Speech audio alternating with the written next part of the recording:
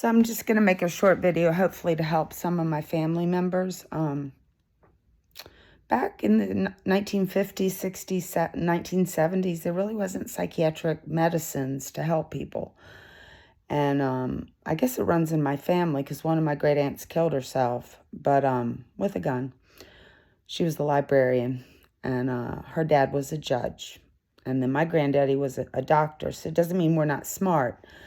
But my poor dad suffered trying to, his character, trying to get control of himself. And they sent him to the Marines, and they sent him to Fork Union.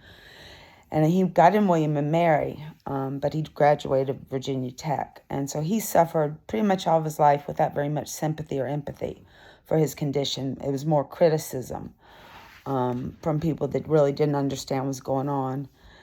And then, he couldn't make a lot of money, It's tough to make money when you have a bipolar condition and it's not medicated. It's even tough then.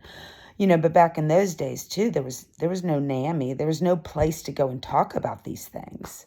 So even though my dad, he struggled with some issues, behavioral issues and things like that, terrible temper, things that are normal for bipolar, we didn't see it. And then my mom had agoraphobia and she had panic attacks. So my parents ended up getting divorced because the two of them together with their problems was just too difficult to manage. They were good people, and I think if their problems had been treated with medication, that they could have had a good, strong, stable family. And that's what they wanted, but with their problems, they just couldn't do it. And I developed an eating disorder, maybe somewhat from depression, in high school, and I got treated at a hospital called St. Albans. I'd never heard so much information about other people and how they felt. We sat around in circles talking about it. Nobody in my family talks about that. My grandmommy was somewhat emotional. I think she may have suffered some depression or bipolar. But yeah, it was all new. That song "Lean on Me," I was like, what? No. You're supposed to pull your own self up by your bootstraps. And that's my family's motto. They're kind of Ayn Rand people. But the selfishness of Ayn Rand is causing communism. Because it's I want. And then we get into a vicious circle of being happy because of the amount of money we can make versus the educational systems that we need to build to have an improved lifestyle with all the amazing miracles that have happened in this past 20, 30 years with computers and things like that. So we're just not quite caught up there. But we do need art therapy in schools and to diagnose and help people with problems. We don't want to suspend kids. But then on to my sister. So I was my grandmommy's favorite. I was a kid, but I got to do everything. I got to spend the nights at her house. She took me out to the farm. She bought me clothes. She bought me special foods. And I think that must have been especially hard on my sister. And then also I was a model. I was a local model. I was a little taller than her. I had a go-get-it attitude, man. I got my little Volvo and went. I went to the interview. I went and got photos. I pursued it. It's not like they were knocking on my door so much, but they did allow me to do that and make some money. But I think my sister got some OCD from it. I think the shift in the atmospheres of my parents' marriage caused some instability for us kids. And so my sister kind of grabbed on to some OCD things, controlling, if she could control it, it feels good. That's an OCD thing. And so it's kind of she's painting herself in a box because she can't get out of it. I'm like, let's go to the Blackfriar. Let's go have a glass of wine. Let's do this fun. And she can't do it, and then she blames me and doesn't invite me to family gatherings because she says I'm bipolar.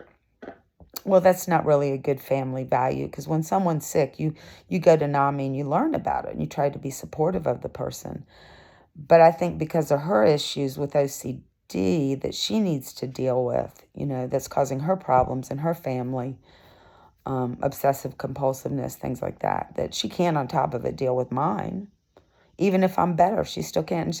Somehow she doesn't get that when she invites my kids on Thanksgiving and the holidays and does not invite me, that's kind of a trigger. I don't think you have to have bipolar to be triggered by that in your family. Since my mom died, 4 years, not one family gathering, not even my daughter's marriage, not a graduation from George Washington, not even my mom's own funeral. and I have not been invited to family gatherings such as that. And I think mainly it's my sister. She's having trouble with her OCD, which, yeah, I'm a free thinker, and I'm out of the box sometimes, but she actually came over and physically assaulted me at a party when I talked about a boyfriend that had heroin, and then my ex-husband was an alcoholic. Elephant in the room.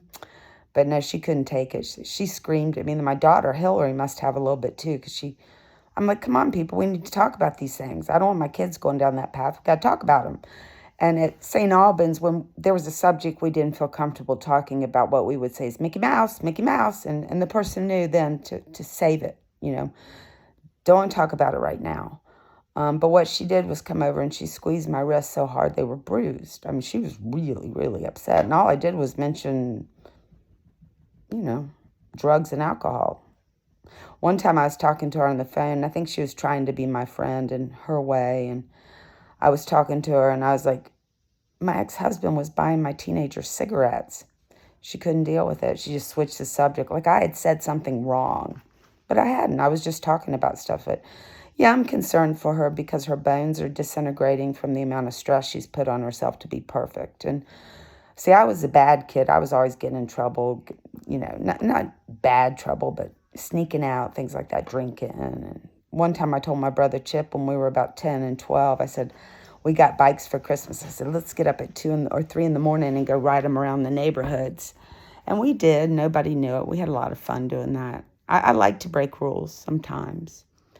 I like to find the limits sometimes, because sometimes you have to break a rule to know your own limit or the limits of, what the rule is good for. Because sometimes rules are, like my mom said, are made to be broken.